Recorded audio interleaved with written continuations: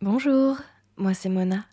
Je suis ravie de vous accueillir pour ce nouvel épisode de l'Odeur des livres, un podcast de bavardage littéraire à destination de ceux trouvant leur réconfort dans les rayons des libraires.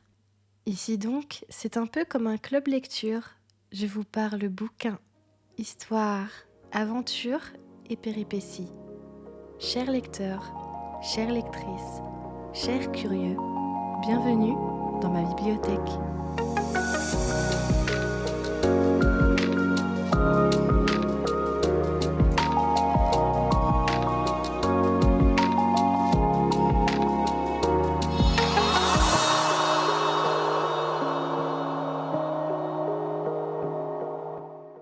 Tout d'abord, je tiens à m'excuser pour mon grand retard. Ce 4e épisode a en effet tardé à sortir et j'en suis vraiment navrée.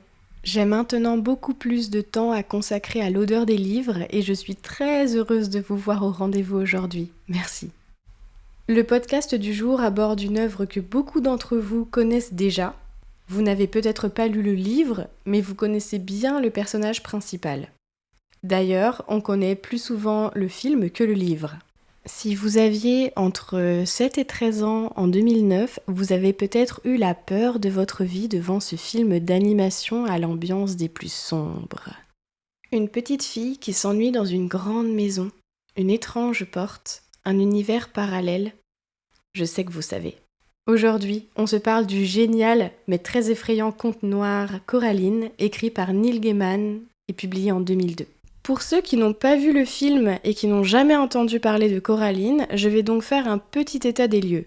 Coraline Jones, c'est une petite fille qui vient d'emménager avec ses parents dans une nouvelle maison, une très grande demeure, le Pink Palace.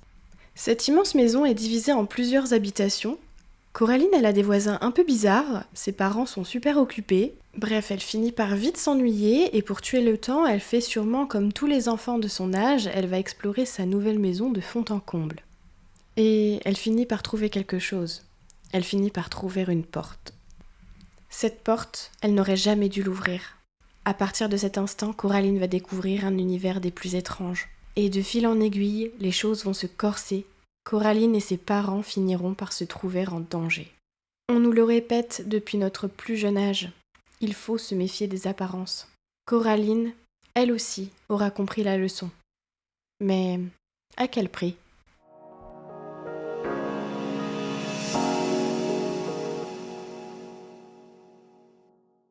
Je vous entends déjà de loin. Mais Mona, tu nous parles vraiment d'un livre pour enfants, là ? Que nenni, mes amis, souvenez-vous des doubles lectures d'Alice au Pays des Merveilles. Coraline a peut-être en effet un format et un style d'écriture accessible aux plus jeunes, il n'en reste pas moins un livre d'une grande richesse pour les adultes. Déjà, on va parler de la protagoniste. Franchement, une petite fille aussi jeune et déjà aussi badass, ça laisse sans voix. Coraline est une enfant à l'esprit vif, elle est maligne, elle est très curieuse et elle n'a peur de rien. Entrer dans un monde parallèle par une étrange porte, elle en est capable. Affronter la perfidie au risque de ne jamais rentrer chez elle, elle en est capable. Tenter d'aider ceux qu'elle aime malgré son jeune âge, elle en est capable. En réalité, Coraline à elle seule est une véritable leçon de courage. J'ai admiré sa bravoure et j'ai été amusée par son petit côté rebelle. Si vous aimez les personnages qui n'ont pas la langue dans leur poche et qui ne se laissent pas marcher sur les pieds, vous l'adorerez. En parlant du caractère des personnages, j'ai été très amusée par le petit côté unique et loufoque des voisins de Coraline. On peut dire que ce sont des originaux. Ça m'a vraiment fait penser aux personnages, aux personnalités très particulières que rencontre Alice au Pays des Merveilles. Et d'ailleurs, Coraline, comme Alice, rencontre un chat qui parle. En fait, l'histoire de Gaiman semble être un joli clin d'œil à Lewis Carroll. Ce qui m'a fait craquer dans cette œuvre, c'est son côté ténébreux. L'ambiance est glauque et oppressante, on comprend vite pourquoi le livre est catégorisé comme un conte noir. Le personnage de Coraline se retrouve vite dans une situation très délicate, avec à la clé une histoire d'yeux, de regards mutilés. Vous le savez, le podcast se veut sans spoiler, c'est pourquoi je n'évoquerai pas davantage les choses et les personnages qui se trouvent de l'autre côté de l'étrange porte. Ce que je voulais dire, c'est que le livre n'est en aucun cas édulcoré pour les plus petits. Les menaces et les risques sont réels, et personnellement, j'ai eu froid dans le dos. J'ai lu le livre en anglais, par ailleurs facilement compréhensible si vous voulez commencer à lire dans cette langue. J'ai la version illustrée par Chris Riddle et les dessins viennent donner une dimension encore plus sombre et encore plus terrible à l'histoire. Je pense que si j'avais lu ce livre en étant petite, les illustrations m'auraient tout simplement horrifiée. J'aurais été incapable de dormir la nuit. Alors si vous êtes sensible aux images, je vous conseille vivement de lire une version illustrée du roman.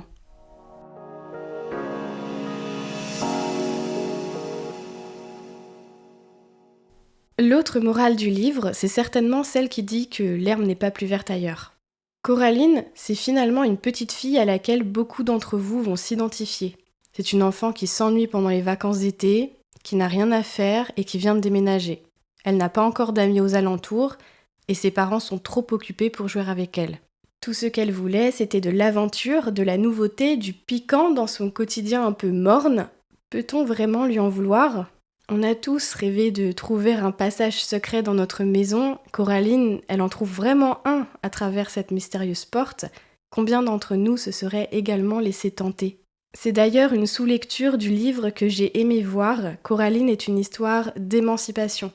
Coraline franchit une porte qu'elle n'aurait pas dû ouvrir, qu'elle aurait dû laisser fermer, mais lorsque la menace se rapproche, elle ne fuit pas.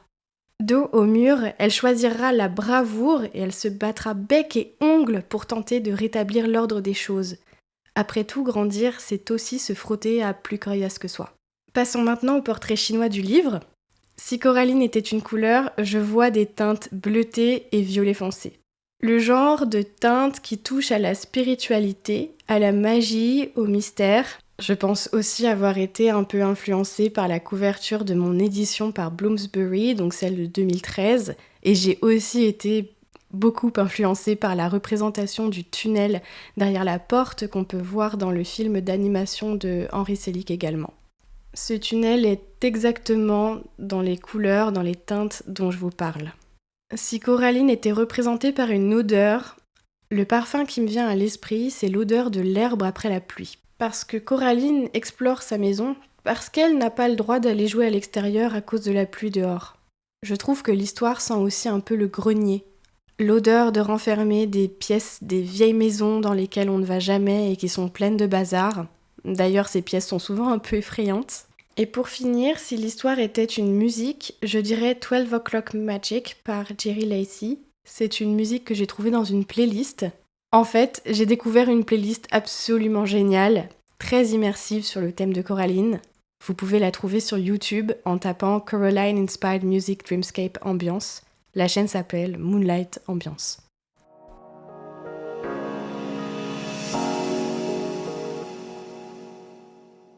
Le seul regret que j'ai eu durant ma lecture, c'est que le livre ne soit pas plus long. L'histoire aurait pu être encore plus étirée à mon goût, mais il ne faut pas oublier que c'est un conte écrit en premier lieu pour la jeunesse et que le format devait donc être en cohérence avec ce paramètre. Je recommande évidemment ce livre aux jeunes entre 10 et 12 ans et aux adultes jusqu'à 99 ans si vous le voulez. Je vais surtout recommander cette lecture aux personnes qui apprécient les récits fantastiques, à l'image des contes de fées, comme Alice au pays des merveilles ou De l'autre côté du miroir. Je tiens néanmoins à remettre l'accent sur le côté sombre de Coraline. Si vous aimez l'esthétique de Tim Burton, les lectures enfantines un peu glauques, les histoires qui font frissonner, vous allez devenir fan de ce livre. Encore une fois, il est assez court. Personnellement, mon édition fait moins de 200 pages. Ça se lit très vite, donc ça peut être une super lecture si les gros pavés vous effraient et vous démotivent.